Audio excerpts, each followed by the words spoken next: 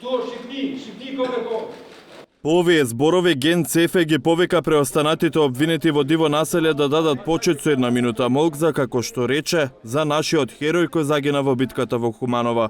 Потоа веднаш се вжешти атмосферата во судската сала и обвинетите почнаа со пцовки да ги навредуваат 5 теми на апелациони судии. Им порача дека судот за нив не постои, а адвокатите немале право да зборуваат во име на обвинетите. Кажа дека судиите се дојдени, а не тие обвинетите. Ние сме автохтони, тука е Албанија, рекоа дел од обвинетите за тероризам. Судот постојано бараше преведувачот да пренесе што говореа обвинетите. По ваквите пцовки и други националистички и погрдни зборови, обвинетите со лисици на рацете се замина од судската сала.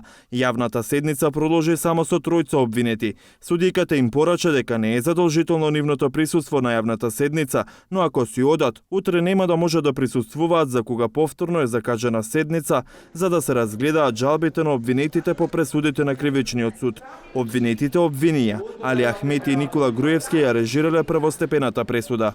Понатамо останува тука засилено полициско обезбедување како во кругот на судовите, така и внатре во судската сала. Голем број на специјални единици се присутни за одржување на јавната седница на апелацијскиот суд, која што се одржува во Врховниот суд. Скопска апелација треба да одлучи дали ќе ги потврди или ќе ги преиначи пресудите од кривичниот суд. Скопска единица во ноември 2017 година за обвинетите од диво населје изрече 7 доживотни затворски казни, на 13 обвинети единствена затворска казна од 40 години, 6 мина ги осуди на 20 години затвор, еден обвинет доби 18 години, двајца затвор од 14 години, двајца 13 години, а четворица поради немање докази се ослободени од обвиненијата.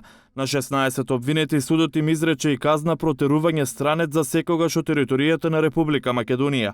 Според тогашното судско образложение, доказите покажале дека обвинетите што се прогласени за виновни ги сториле кривичните дела тероризам и терористичка организација. Тие во групи се обиделе да се префрлат во Кумановско диво населје, каде на 9 и 10 мај 2015 година извршија терористички напад во кој загинаа 8 полицајци.